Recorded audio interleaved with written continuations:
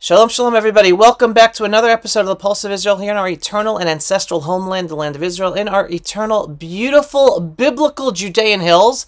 And today you catch me in between shifts of a war, right? In between my patrols of the Judean hills.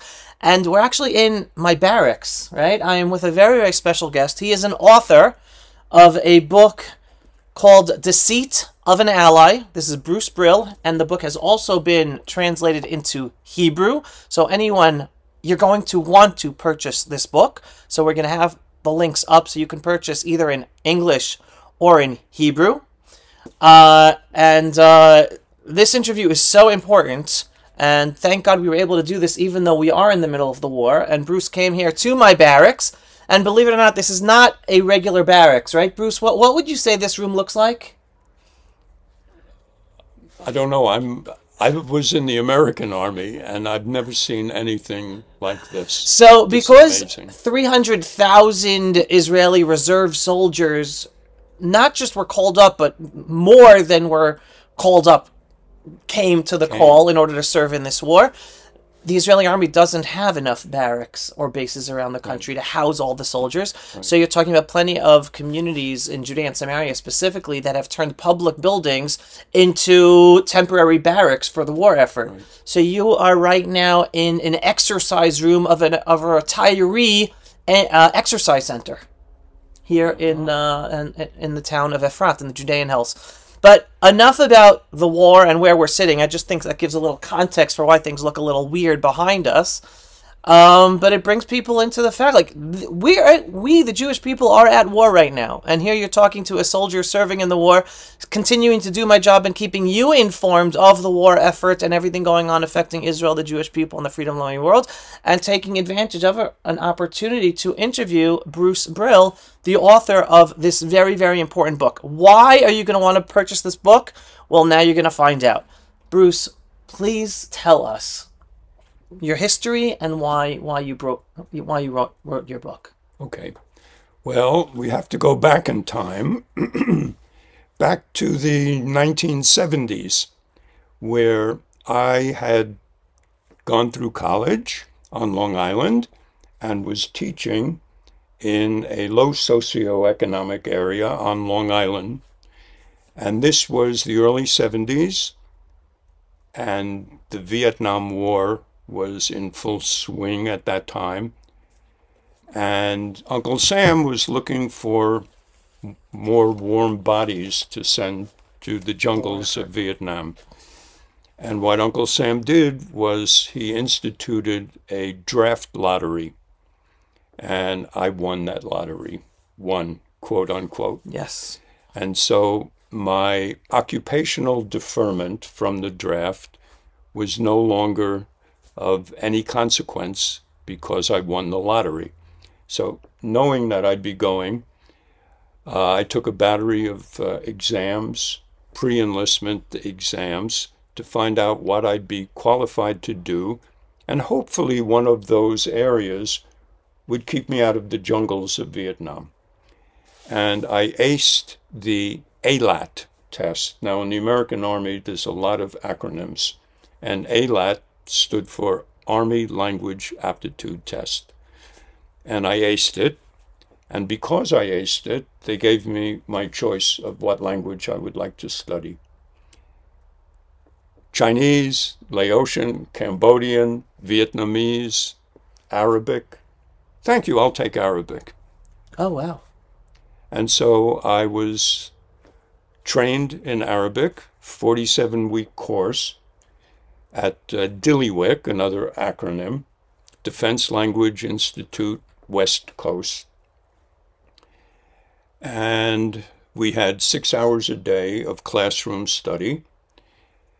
The classroom was a maximum of 10 students. This was a system that was developed by the U.S. Army.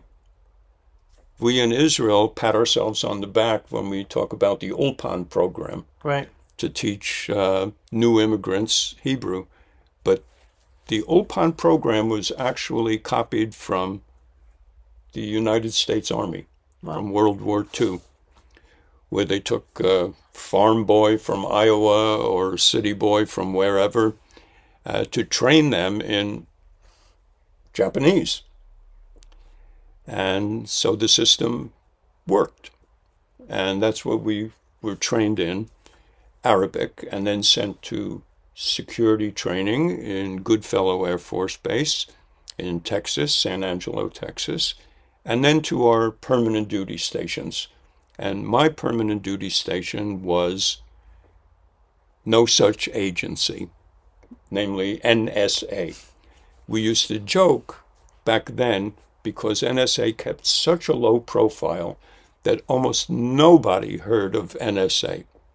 Everyone heard of CIA. Right. But NSA was multiple times bigger than the CIA. But nobody heard of it because they were very careful of keeping a low profile. And that's where I was stationed, my permanent duty station, and I was working as a Mideast analyst / Arabic interpreter.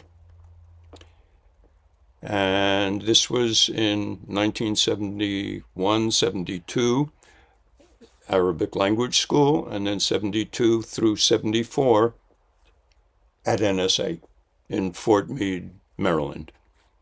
And I think I've told you everything I'm allowed to tell you. I can't go into details about what exactly I did there. And it's a good thing because it was very boring and insignificant and not intriguing.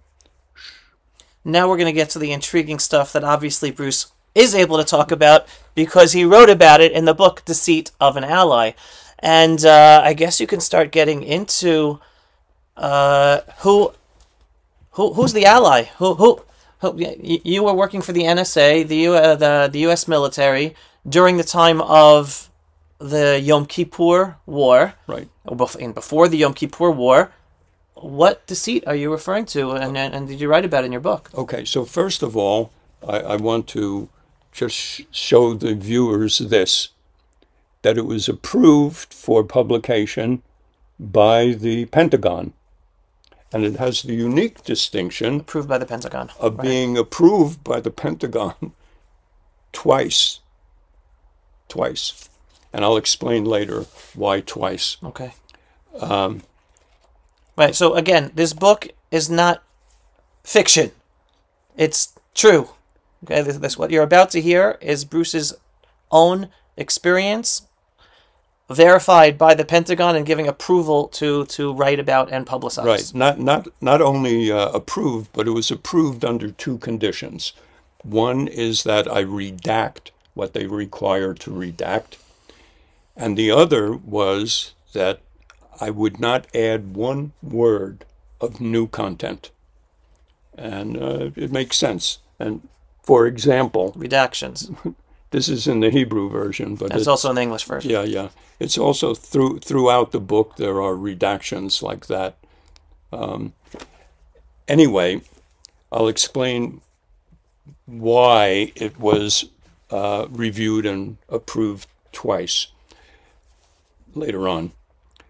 But getting back to the work that I did at NSA, one thing I can tell you, and I write about it in my book, is that the work was so insignificant, it only took like maximum a half hour to do. So the rest of my work day, quote, unquote, I had to fill looking busy with work-related busyness. And I read a lot about the Middle East conflict, and I began learning Hebrew, which jokingly was called Special Arabic.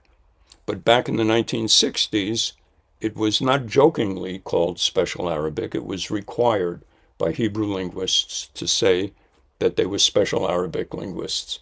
It became a joke by the 1970s. Because it's not nice to spy on friends.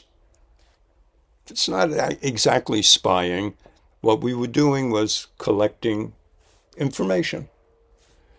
That's what every country does about almost every other country. I say almost because there's a group of, a handful of nations that the United States belongs to that are partners in sharing intelligence. Israel is not one of them.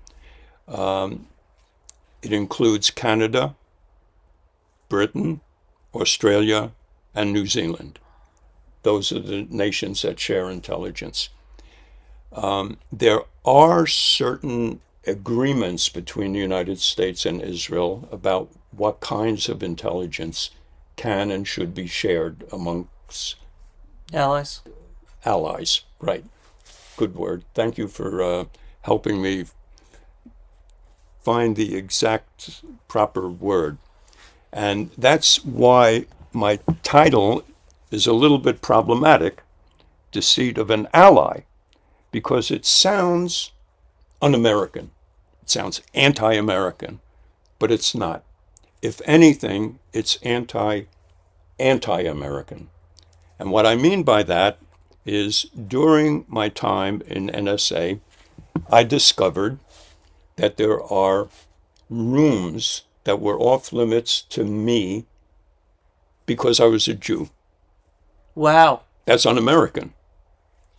To discriminate against an American because of his ethnic background. But that's what I found out. This was during your service, while you were During there. my service.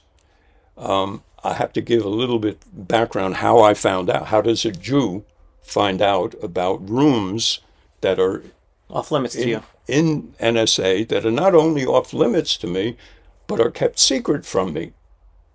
So how did I discover it? It's an intriguing chapter in my book. Okay, so here I am at NSA working my boring job and filling it in with learning Hebrew. And then I learned that the head of the Hebrew section was looking for a roommate. And I was looking for a room. And I thought, what could be better? And so I became a roommate of the head of the Hebrew division. Lovely man. I loved the guy. And we became friends, good friends. And after a while, and this was after the Yom Kippur War, so I should actually take a step back and tell you what led to the Yom Kippur War and the thing that I'm writing about in the book. I was working for a Jew hater. And he didn't realize I was a Jew at first, because Brill is not a typical Jewish name. Right. Meaning like the manager of your department who you worked under? Yeah, the manager of a small section. There were about a half a dozen of us working under this particular fellow in lower management. And, you know, he would share things with me before he found out that I was a Jew, like referring to a Jewish neighborhood in Baltimore, which was Pikesville. I lived in Pikesville. Really? For 3 years, yeah. So did you ever hear anyone call it Kikesville? No. Okay, so that's how he referred to it. No. Kikesville. Until he found out that I was a Jew. How did he find out that I was a Jew? Because whenever a Jewish holiday came up, I would ask to be relieved. And whenever there was a Christian holiday, I would volunteer to work on the Christian holiday. You know, it was a good relationship with most of the people there were good people, good Americans, and not anti-Semites. And I don't like the word anti-Semite. Jew haters. That's one thing that I learned in Arabic language school from our Arabic teacher. Really? He was a Jew hater.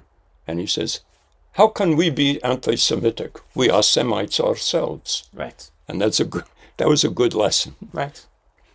So, yeah. So my immediate supervisor in NSA was a Jew hater. And he was watching out for any infractions that I might have committed. And so I was very careful, very careful. At the beginning, he was teaching me inside information, how to look good. How do you look good when you have nothing to do? Take papers and spread them around on your desk and make it look messy, You're busy. so that you look busy, even though you're not. Right. So that was, until he found out I was a Jew, then he didn't share, Any more information. that kind of helpful Right. information. The opposite. He was looking to find misbehavior on my part, so I was very careful. In this one situation during 72, that was the year of decision by Sadat. And he promised that what was taken by force of arms would be returned by force of arms, to return honor to the Arabs. Right, But because it came they and lost went. the Sinai Peninsula in the 1967 war that they launched to destroy Israel. They lost the war. We liberated the Sinai and started settling Jewish communities in the Sinai. Right.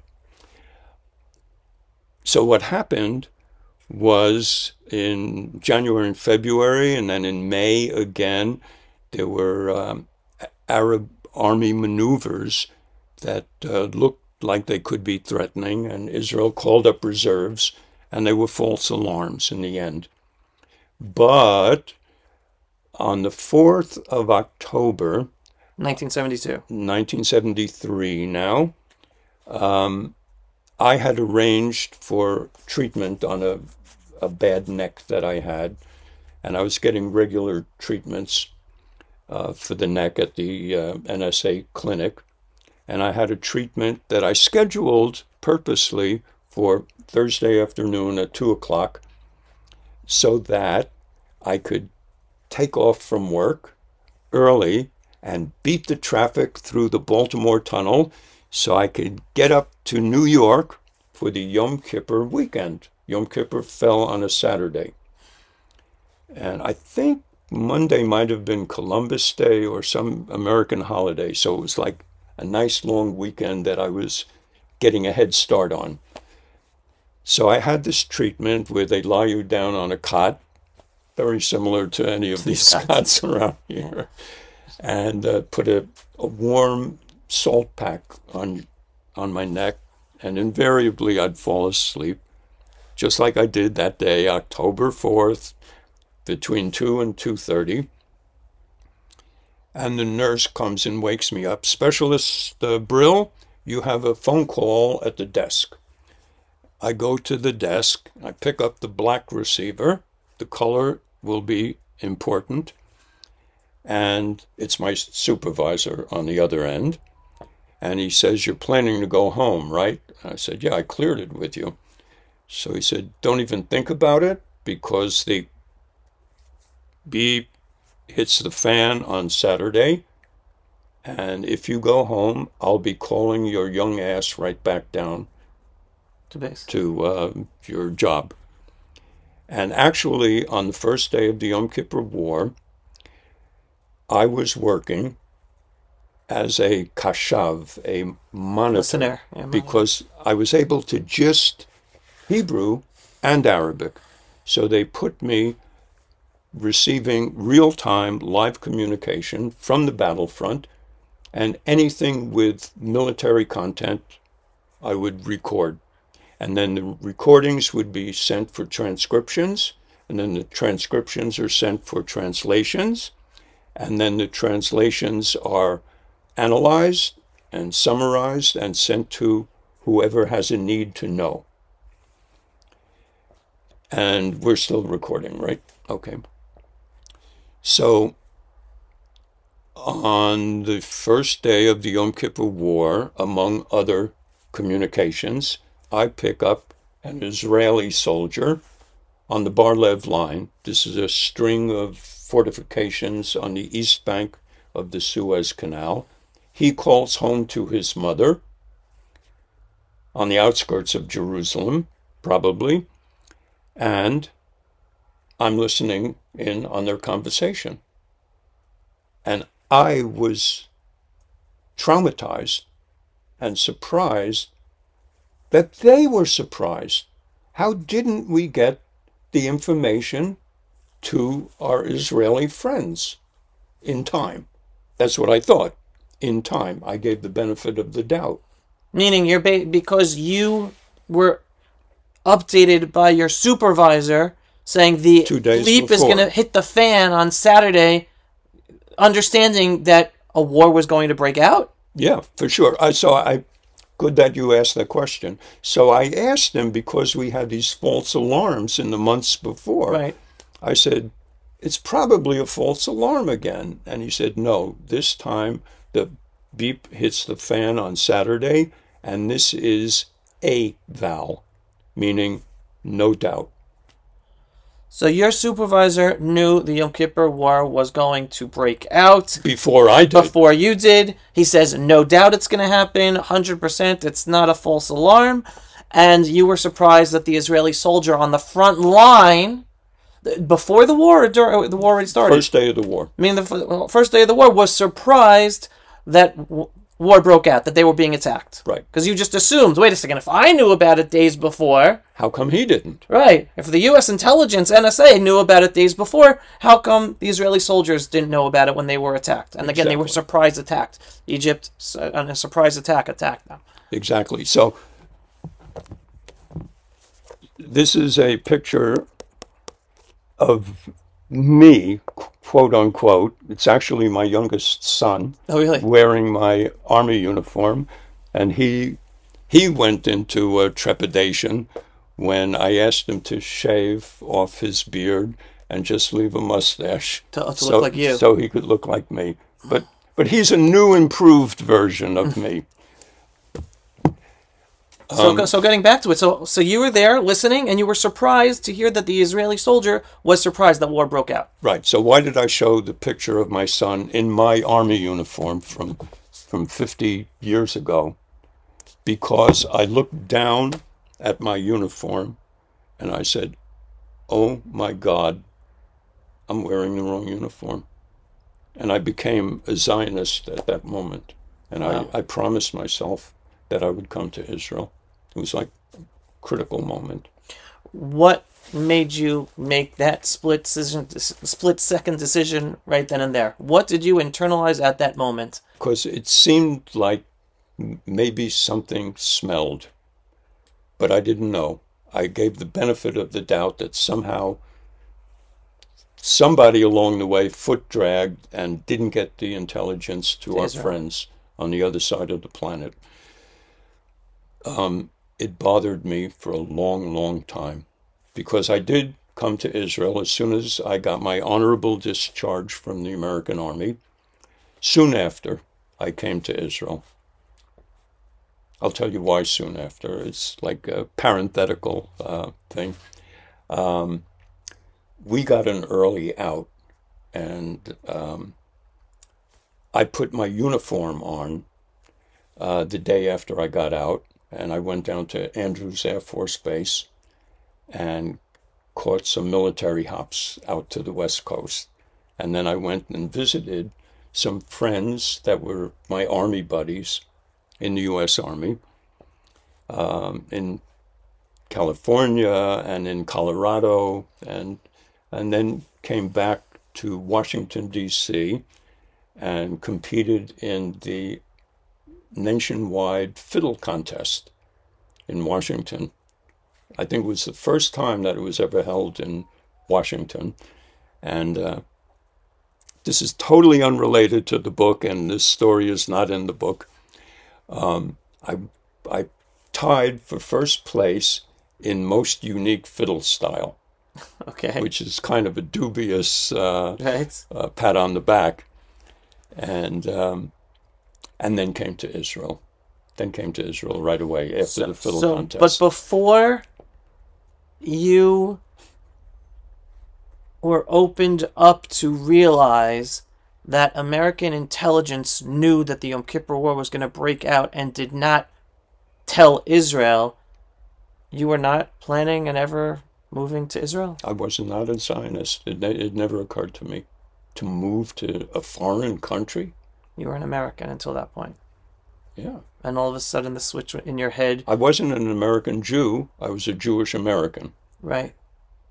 And then that betrayal, again, I guess people could understand. The reason you titled your book, again, Deceit of an Ally, is you being at the seat of of your desk witness to the absolute deceit of United States intelligence, I imagine government decision to leave Israel out in the cold and be attacked by the Yom Kippur War. It wasn't clear that it was deceit until 6 years ago. I suspected deceit, and I'll tell you why I suspected deceit. Back in, I think it was the very early 90s or the very late 80s, I was so concerned and perplexed and worried about what happened, that we didn't get the vital intelligence to the Israelis, that I would investigate as much as I could about the Yom Kippur War. And I went to the Israeli National Library in Hebrew University on Givat Ram, and I stumbled upon, from the archives, a New York Times article from September 12th, 1975. And I stumbled upon this many years later, in the early 90s, in which it was reported that Dr. Ray Klein, not a Jew, testified before Congress. It was called the Pike Committee. Otis Pike had arranged to investigate how money was being spent in U.S. intelligence. And among other failures, this Dr. Ray Klein testified before Congress under oath, so help him God, that none of the American intelligence agencies had any idea that the Arabs were going to attack Israel. In the Yom Kippur War. In the Yom Kippur War in 1973. I said, what? We knew. We knew it was a vow. We all knew. And my colleagues that worked in the same office as I did, they knew before I did, because I questioned them. So I said, how could that be? He's lying. He's lying before Congress under oath. And that lit a fire under my proverbial tuchus to investigate more. And one of the things that I did was to go to, I don't know if you recall, there used to be a used bookstore on Agrippa Street in Jerusalem, the Book Maven. Yeah. And I went into the Book Maven. I went to the section where there were books on Yom Kippur War. And maybe or maybe not, I found a book. But I did find a gentleman there, a tall fellow with a British accent, who was asking me if I was looking for information on the Yom Kippur War. And I said yes. And he said that he was an advisor to the command staff at the time. Israeli command staff. The command staff in Israel. He was a British officer, he said, during World War II. And he came to Israel shortly after the war. And he was an advisor to the general staff. And he said, a day or two before the Yom Kippur War broke out, that he proposed implementing a contingency plan, a beautiful contingency plan, that called for the removal of all the boys on that Bar-Lev line, removing them, bringing them back. Pulling them in. So they wouldn't be on the front line, right? They wouldn't be on the front line of the Suez Canal if and when Egypt attacks. And in their place... Put dummies. To put high explosives that were remotely detonatable. And when the Egyptians came across and congregated by the fortification, ignite the explosives and blow them to smithereens. It was a simple plan. He said it required 24 hours to execute. But did he know war was going to break out? There was plenty of intelligence. Israeli intelligence points that pointed to this. And Eli Ze'ira, who is Eli Ze'ira? General Eli Ze'ira. He was the head of Israeli military intelligence.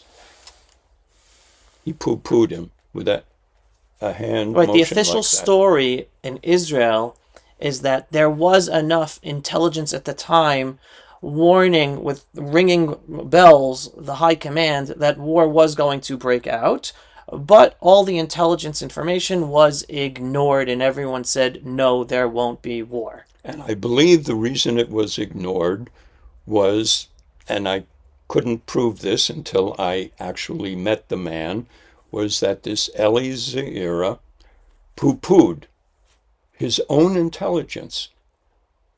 And it was clear from this gentleman So this with the gentleman British accent. worked under Eli Ze'ira.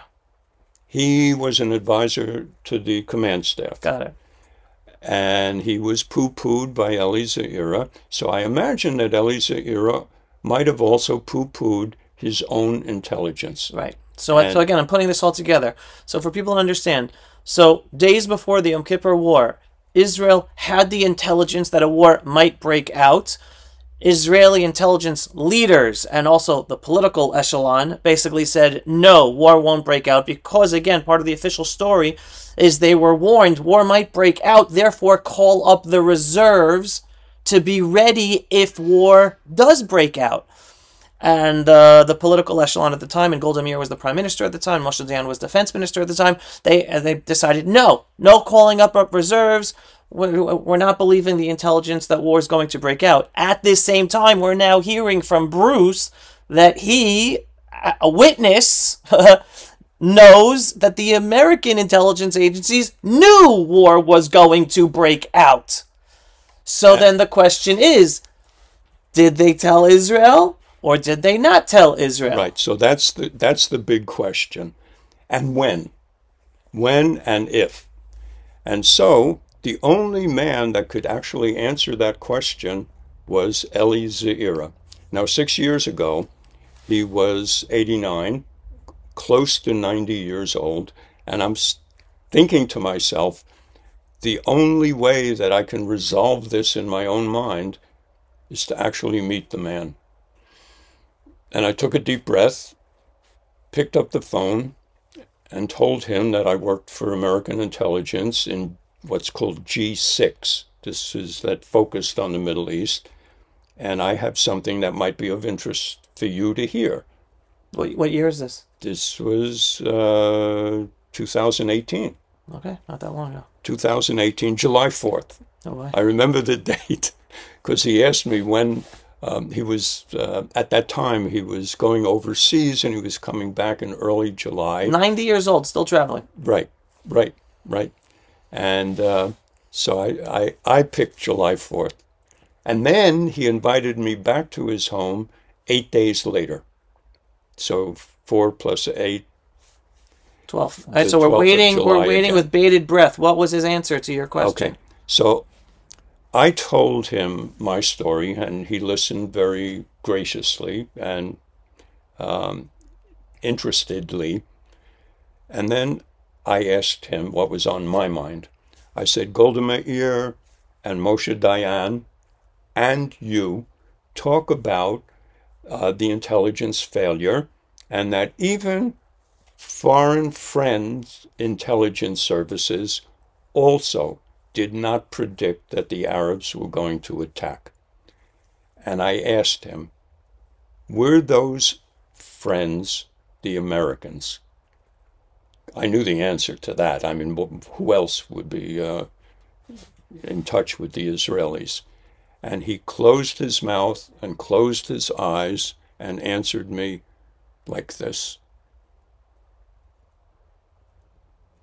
Meaning he was admitting that America did not give over that information to Israel. The opposite. He admitted that he received intelligence assessments from the Americans. That it was going to break out. Then it was not going to break out. That it was not going to. That America gave over the intelligence information that war was not going to break out. And I told him, you knew here it. I am. Told it was going to break Here out. I am, a specialist fourth class, which is not even a buck sergeant. not even a buck sergeant. I said, I'm sitting across the table from an Israeli general, the head of Israeli military intelligence. I knew, and you didn't know. How do you explain that? And he said, the assessment that he got from the Americans. Got it. So here's the other piece of the puzzle, right? So here we have Bruce telling us that he knew in his low-level job in American intelligence, NSA, that war was going to break out.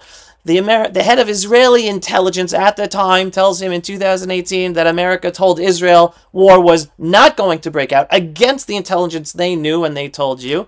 And then you have the story that's going out there, and again, I have not yet seen proof of it, but I've seen it talked about and written about, that U.S. Secretary of State Henry Kissinger at the time, so allegedly, and again allegedly, told Moshe Dayan war was going to, as Israel's defense minister at the time, war was going to break down, but Israel must stand down and allow Egypt to attack. And only after a surprise attack by Egypt, then will America support Israel to counterattack and fight the war, thinking that, one, it wouldn't be so. At least he told, allegedly, he told Moshe Dayan, Israel will have some casualties, but we want to let Egypt have a initial feeling of victory, and then we'll let you win. Again, that's all allegedly. Hence, it sort of fits with the story, and even further deepens the theory of deceit of an ally. Even making, I don't know whether it makes it worse or not. But Kissinger also told Golda Meir and Moshe Dayan, "Do not launch a preemptive attack." He said that very clearly. But here we have this British gentleman. He actually wasn't British. He was Austrian by origin, but he grew up in Britain. He was one of the, I don't know if, when he was sent out of Austria, but he was, anyway, his name was Donnie Ben Yakov. Donnie Ben Yakov contingency plan that he wanted to implement was not a preemptive attack. It was not aggressive at all. It was not offensive. It's a defensive plan, a surprise defensive plan. It was defensive. It was totally defensive. And they nixed that as well. And they nixed that as well. And we lost a lot of soldiers in the beginning of that war. Israel was totally overcome by the Egyptian army from the south, by the Syrian army from the north. We lost a lot. There were over 400 Israeli soldiers on the Bar-Lev line at the time, and most of them were either killed or captured or wounded. Right, all at the beginning. And so again, it's like people today throw around the world conspiracy and conspiracy theories, etc., etc. We don't know the whole truth, but we definitely see there was a conspiracy going on, a real conspiracy. Whether they told Israel and then Kissinger said stand down, or whether they didn't tell Israel and allowed Israel to be attacked and hurt in a tremendous way, there was a conspiracy. And like you titled your book, a deceit. Like we weren't allowed. We were given the green light was given for the Arab world to attack Israel and inflict damage. Okay, now there's something that needs clarification. You said they gave Israel. Yes. Who's the they? Who's the they and who's the Israel? Because certain people were told certain things by certain theys. Right. So all this makes the puzzle. Intelligence? Did intelligence tell the White House? Is it just State Department? Is it NSA? Okay, now I want to tell you about a gentleman who's not Jewish, John Loftus. John Loftus wrote a book, The Secret War Against the Jews. He was in the advocacy wing of the American Army. He was an officer, and he wrote the book, and he was actually the head of the Florida Holocaust Museum in St. Petersburg. Wow. And he wrote this book, and he documents the Jew room. And he said the Jew room in NSA is an absolute misnomer. Why? Because Jews are not allowed entrance or even to knowledge of the existence. They called it the Jew room. The people that were members of it, that John Loftus interviewed, at least 2 people that were members of the Jew room crowd. And number 2, it's not one room. He said it's multiple rooms and it's interagency. That it's not just in NSA, it's also in other agencies. Now, you'd have to interview John Loftus, and I recommend. He's a lovely man. I visited him at his home in St. Petersburg a little over a month ago. So while I was working in NSA, I told you that I found out that there were rooms that were off limits to me. I didn't realize that these rooms were called the Jew room. I didn't know that. But after the Yom Kippur War was over, and I was still working in the Arabic section under the Jew hater, he eventually wrote me an eval. That's an evaluation, an enlisted man's evaluation. And it was terrible. It was screw the Jew. It was his opportunity to really do it to the Jew boy. And middle management, I told you most of the people in NSA are good people and they're not Jew haters.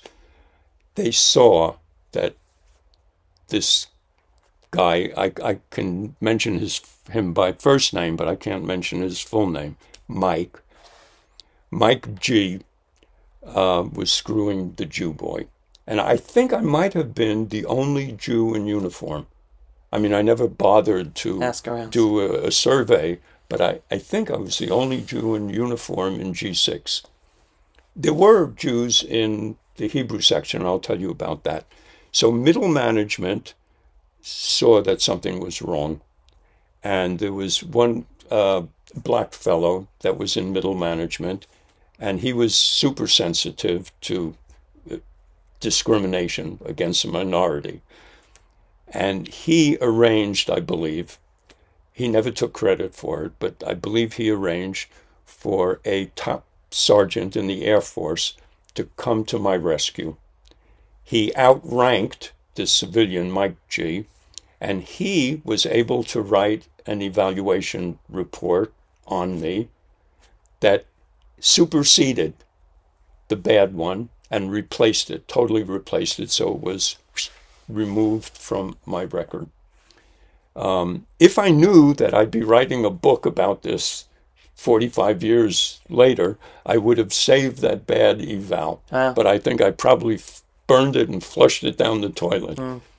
But the good eval is in the book. You can see the nice eval. And I wanted to celebrate this Air Force top sergeant who came to my rescue. But the Pentagon said, no, you can't disclose his name because he was a military worker. I hope he's still alive, and I hope that maybe he gets to watch this to give me permission to use his name, because I want to celebrate him. He's one of the heroes. And I want to mention that, too, that one of the fellows in my Arabic class at the time, let me see if I can find his picture in my book. Here it is. His name was Karim. We all had Arabic names. We were given Arabic names. We were taught Arabic culture. And for instance, in class, we had to sit with both feet flat on the ground because you can't show the bottom of your shoe to another Arab. It's an insult. Right. So all these kind of cultural things we were taught as well. And so Karim became a publisher, and he helped me get this book up on Amazon. And he designed this cover. This is the cover that I designed, and this is Karim's cover. And he gave it a subtitle, A Memoir of Military Anti-Semitism, NSA's Secret Jew Room, and Yom Kippur War Treachery. So I told him, and I didn't call him Karim, I called him by his first name, Kevin, a memoir of military anti-Semitism. It sounds like I'm a crybaby, because there were heroes, there were pro-Semites. I said, why not put a memoir of military anti and pro-Semitism? Right. And he said, no, Bruce, pro-Semitism doesn't sell books. So that's why that subtitle is what it is. So what else did you want to tell us that John Loftus brings out in his book, Secret War on the Jews, that has to do with the story? Oh, so in his book, unfortunately, when I first came out and made my disclosures, it wasn't something that I was eager to become public about. It was just something that burned inside me, just like your neighbor up on the hill on Zeit, that you'll interview someday. He said the same thing. It burned inside him for 50 years. I went to a... What burned inside him? I know what you're talking about. The audience doesn't. Okay, that you knew that Israel was duped. Was betrayed. And by the United States, by certain people or powers in the United States. And you can't prove it, and you don't know what... you don't know what the level of decision making is. Right. You don't know the level of the deceit. You don't have all the pieces of the puzzle. Right. You just know your experience, that you knew for certainty, you knew days in advance, and you knew that Israel was not told, or not told in time. So back in the early 90s, there was a demonstration on behalf of Jonathan Pollard outside the American consulate in Jerusalem. And I was there, I was listening, because at the time I was not an advocate for Jonathan Pollard. After all, what kind of American is he? He violated his secrecy oath. I never violated my secrecy oath. But I was listening, and Gula Cohen was there, and she got off the stage. A former Israeli politician on the right. She gets off the stage after saying that we really can't rely on foreign friends. And then I had the opportunity to just relate to her my experience, and that Israel couldn't rely on us. Still thinking and still giving the benefit of the doubt that somehow there wasn't deceit, that it was a foul up in communicating the vital intelligence to our friends. And she pushed me up on stage. She said, tell your story. So I got behind the microphone. I told my story, that we knew in advance, and somehow Israel didn't know. We didn't get the intelligence to the Israelis in time. That's what I gave the benefit of the doubt. And this was reported in the newspapers, and I was interviewed on television. They found this explosive that Americans really knew in advance. That's not what anybody understood. Right, goes against the official story. But, you know, we that worked G6, you knew. We all knew, but we didn't go public. Didn't seem like there was reason to go public.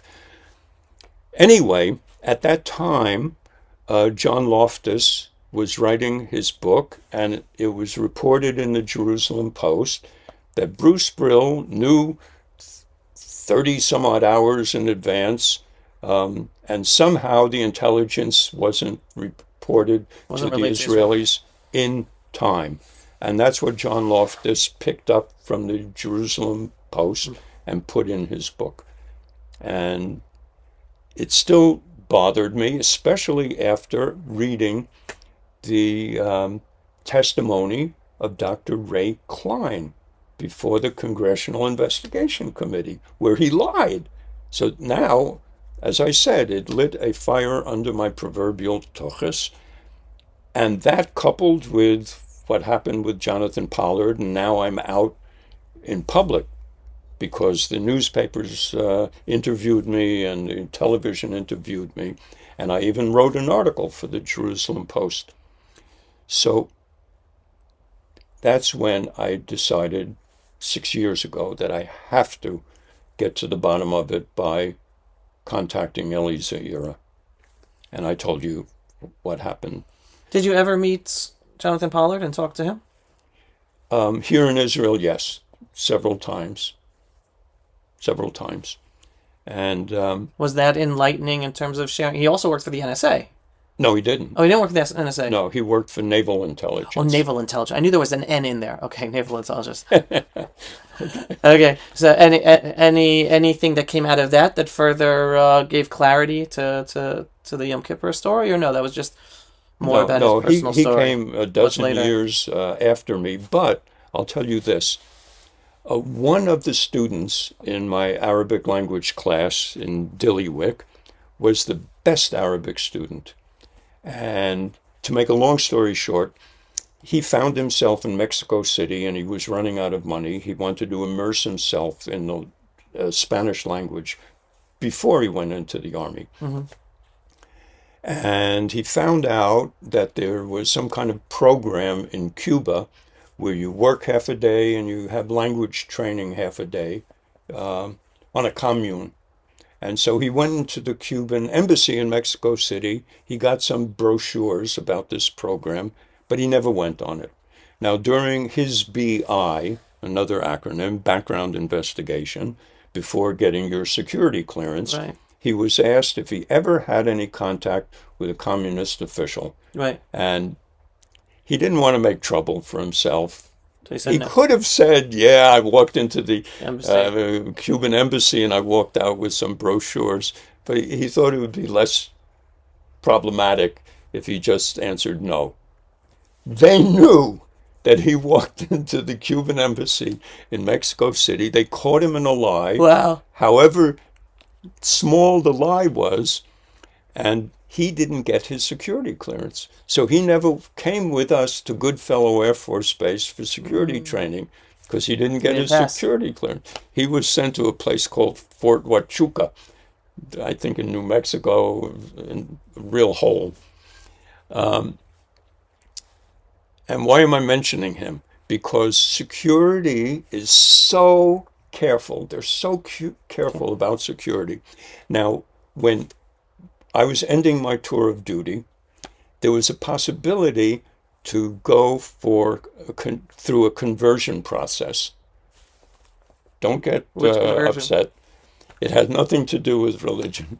It's converting from being military to being civilian and continuing to work at your job. Got it. Instead of being employed as a military official, same job, just being employed as a civilian. A civilian, and you may get a raise in your status, because as a soldier I was in E4. It's a certain status that even civilians have in the civil service. And I heard about this conversion process, and I thought, you know what, sounds like fun. Even though I promised myself I was going to Israel, I could get out of work, go through the conversion process. And it was a 4-step process. Number 1 was a background investigation. Why they had to do that? If you already had your security clearance, you're already working several years in NSA. But that's bureaucracy. Yeah, it's a bureaucratic thing. And then you have to take a test. It's a psychological kind of test to find out, back in those days, if you were a homosexual. They were very sensitive to that. Today, I don't think they are, but back then, yes. And then there was an interview under polygraph conditions. They hook you up to a polygraph, and they interview you. And then the 4th stage is salary negotiation. You're offered a job, and you negotiate your salary. Okay, now, during the polygraph interview, I was asked, can you foresee any circumstance where you would relay classified information to a foreign national? Mm. And this is after the Yom Kippur War. Mm. And this is after it seemed like maybe we didn't get the vital information to Israel on purpose. Wow. You know, that was in the back of my mind, I Right. guess. And so, again, the question was, can you foresee any circumstance in which you would pass classified information to a foreign national? And I answered, no. And the interviewer said, you seem to be having a problem with that one. They caught me in a lie. They caught me in a lie. Even though, you know, it was not the conscious me, but it was the Internal. subconscious Right. me that was lying. Right. That if it happened again, because then I knew that 2,600 Israeli soldiers, most of them were killed, maybe unnecessarily. Right. Had Israel had the intelligence and preempted, or at least been prepared with reserves, it Okay, wouldn't have been yet, that bad. Yeah. yet, Yeah. they offered me a job. Oh, even though that, even with that though they fib caught on me in the a lie. polygraph. Here I am. I would pass classified information to a foreign national. They And still offer I'm you the job in lying about intelligence. it. And they still offer you a job in intelligence. Not only offered me a job, but all of my colleagues, my Yeah. Arabic interpreter colleagues, Yeah. there were a handful of us that came out of my same class. They were offered GS7s. Okay. And they offered me a GS7. Okay. You know, because here I am an E4, and I see. to get a bumped up. E7. So I said, no. I promised myself I was coming to Israel. So I said, no. I want a GS11. And I knew that they only offered GS11s to people that had a PhD after their name. And I didn't even have a master's degree at that time. So they offered me a GS9, step 3. And I said, no, I want a GS11. And they said, the best we can do is to offer you a GS9, step 4. And I said, thanks, but no thanks.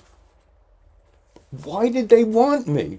Why did they want me working intelligence in G6, meaning the Middle East, when they know that I would pass classified information to a foreign national? Wow. And I lie about it. Wow. I think they were looking for Jonathan Pollard back in 1974. And to the Jewish Americans' patriotism, to their credit, it took them 11 years to find a Jonathan Pollard. But I think they were looking for a Jonathan Pollard way back then. Wow. Meaning you're saying you would have gotten yourself into trouble had you taken that job and then been in the situation where you actually did pass over the information. Right. Wow, that's fascinating. So I want to end with the following ending. First of all, thank you so much for sharing your story, Bruce. And again, now you all know why you should all be purchasing the book. Amazon.com. Search for Deceit of an Ally, Bruce Brill. Purchase. And if anyone is in Israel wants the Hebrew version, what do they do to make a purchase for the Hebrew They version? could contact me. I have you? a Facebook site called Deceit of an Ally. Okay. All right. So we'll make sure everyone has the information you could purchase. You get all the details. You just got the headlines here. I want to mention that you can get the English in Pomerantz. Oh, wonderful. In Jerusalem. Anyone in Jerusalem. Right. Right. And here, just so you know, at the title on the back here is Un-American Deep State NSA Cabal Duped Israel in the 73 War. So that's a good segue to ending, because we are now in the war. We don't know what the official name of this war is going to be in the history books, but right now, after the October 7th Simchat Torah massacre, and here there are a lot of questions in the air. Because here you're talking about the most secure, technologically defended border in the whole world. Like the whole world said it is the most secure border, the Gaza border, with all the technology Israel had to defend it. And yet, not only did a primitive army of terrorists come over it on hang gliders and or electrical gliders and with wire cutters and cutting it with wire cutters and using bulldozers and just drive through on trucks.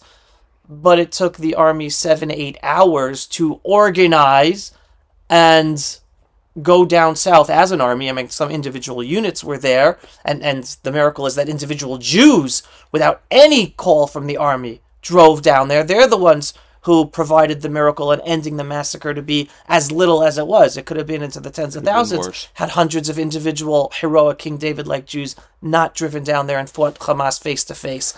And then the best air force in the world wasn't used. I mean, again, it takes 15 seconds or however many minutes to get a plane in the air. Like, they're all on readiness duty. Like, these Israeli Air Force is always on readiness duty.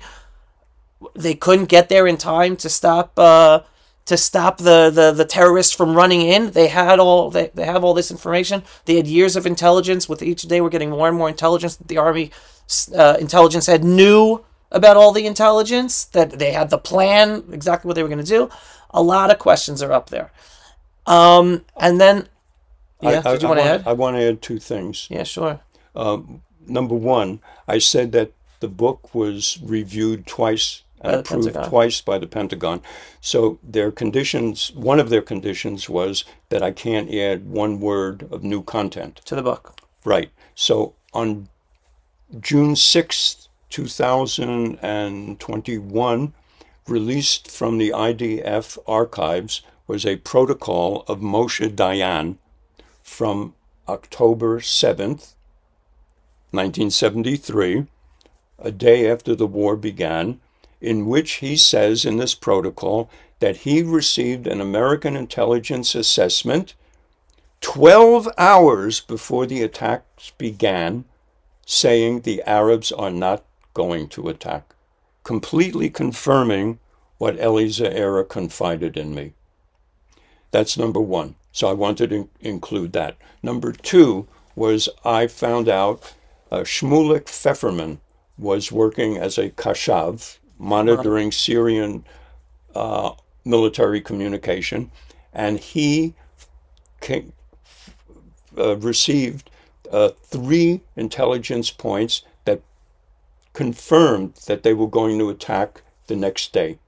And he passed this on to headquarters of Amman, Israeli military intelligence. That's the second thing I wanted to add.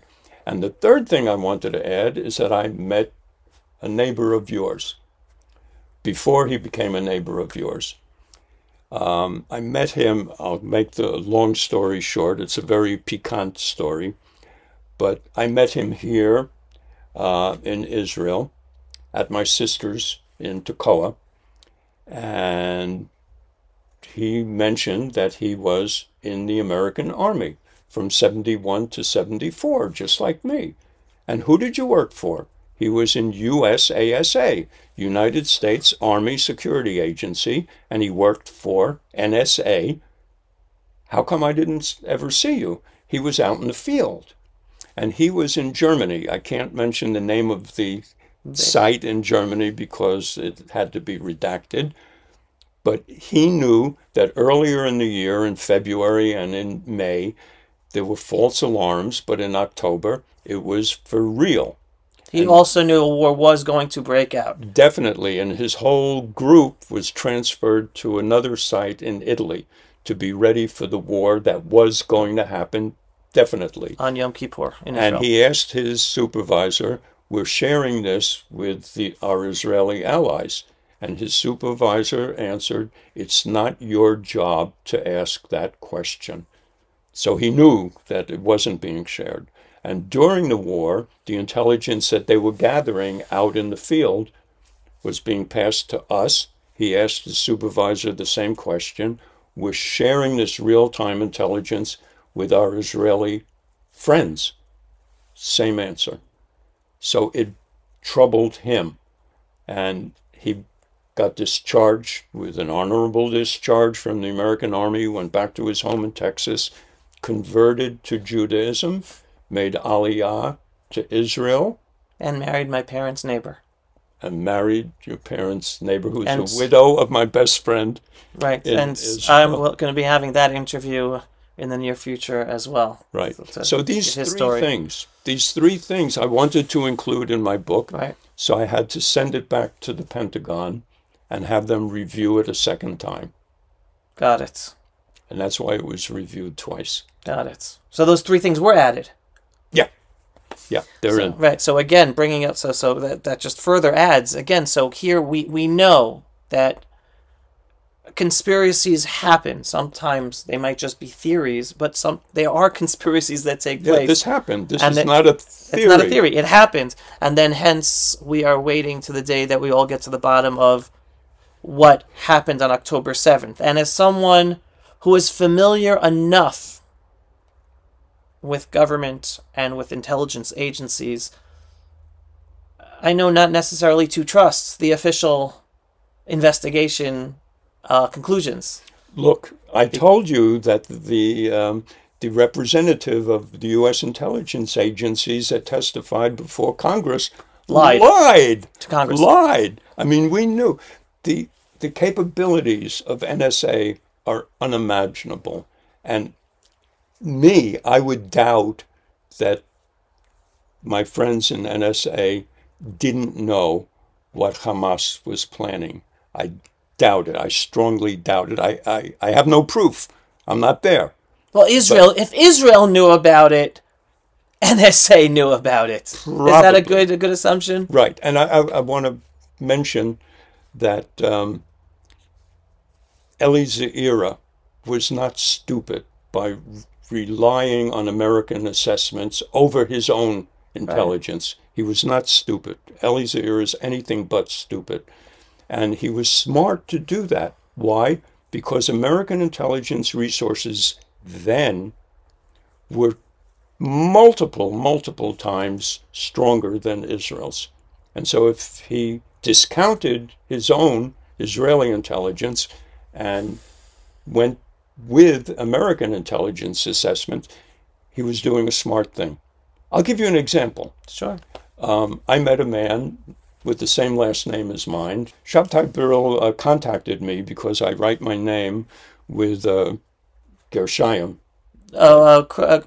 Quotation marks. No. Well, I'll show you in the Hebrew book. Oh, with a little chupchik? Yeah. Yeah. The last name, Brill, is an acronym. Right.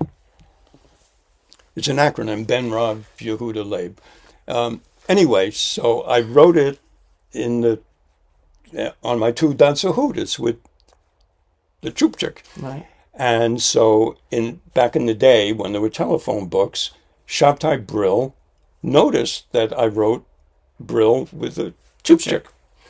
And so he called me, and we were talking about family background and this and that. And then he made known to me that he was a pioneer in the drones, to use drones in intelligence. Here in Israel. Back in the late 60s, even. Wow. Back in the late 60s, when I think the term drone didn't even exist. Yeah. But he purchased American toy planes that you can control remotely. Wow. And he affixed cameras to them, and he sent them over the Suez Canal to take photographs of Egyptian military installations. Wow. And so this was the extent of Israeli drones in the 60s. Intelligence drones. Intelligence capability. How far could they go? Maybe a couple hundred yards, and then come back and take bad still photos. I saw in NSA, photographs, satellite photographs of an Israeli army base in the Sinai, where I could read the name of the soldier off of his kippah. So you had the intelligence of being able to read the name of a soldier's name on his kippah, and we at the time were using drones and still pictures that weren't even clear. And they didn't even call them drones. They were toy planes. Right. So, of course, Eli Ze'ira was smart to rely on American intelligence. Right. So today, it's unfathomable to me to believe that NSA doesn't know everything about everything. In fact, their motto is, "In God we trust, all others we monitor." No, I'm glad that they trust God, even though they monitor everything. But wow, listen, it's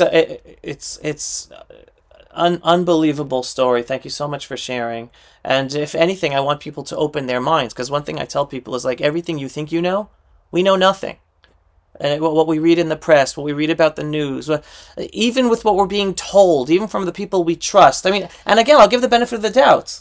Like, leaders can't always say everything. They can't. There's secret information, or if they say it, they'll get into trouble from whatever directions, because of alliances, because of agreements. Who knows? But we don't know everything, and it's always up to us to use our mind and use our common sense, and not be made afraid to voice our opinions or voice questions using our common sense. Some people today, they're so afraid to be labeled, whether conspiracy theorist, whether crazy, whether you're not towing the line of what everyone agrees or what we're being told to agree.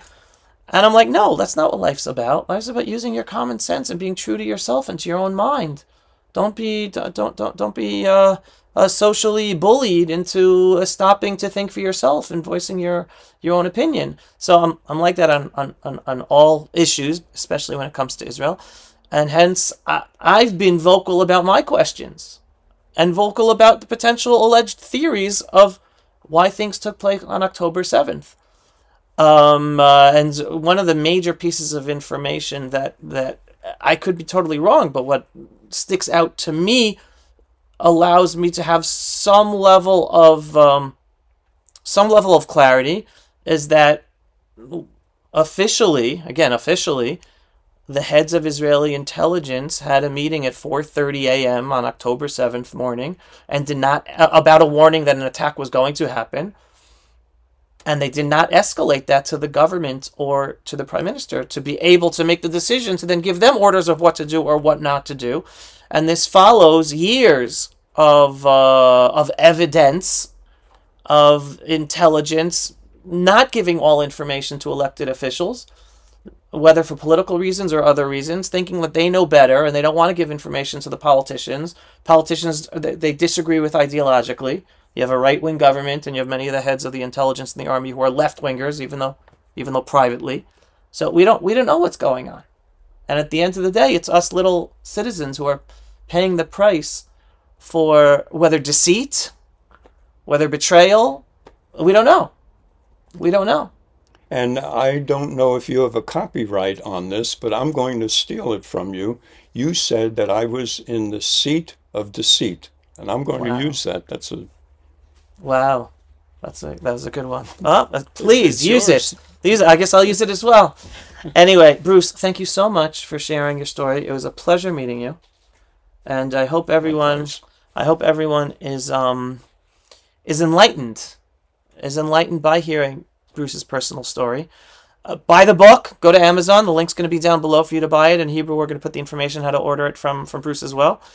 But everyone, use your minds and be inspired, because ultimately, the one thing you can take from the NSA is the first part of the sentence.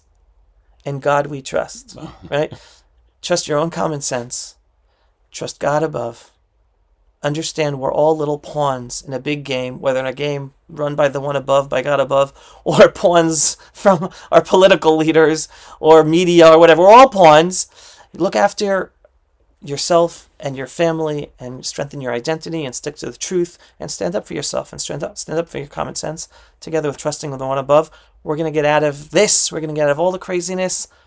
Just trust yourself, trust the one above. Thanks for watching, everyone. Signing off for another episode of The Pulse of Israel, here in our eternal and ancestral homeland, the land of Israel, in our beautiful, eternal, ancestral Judean hills, in the middle of our barracks of the Judean hills and the war. Shalom, everyone. Thanks for watching.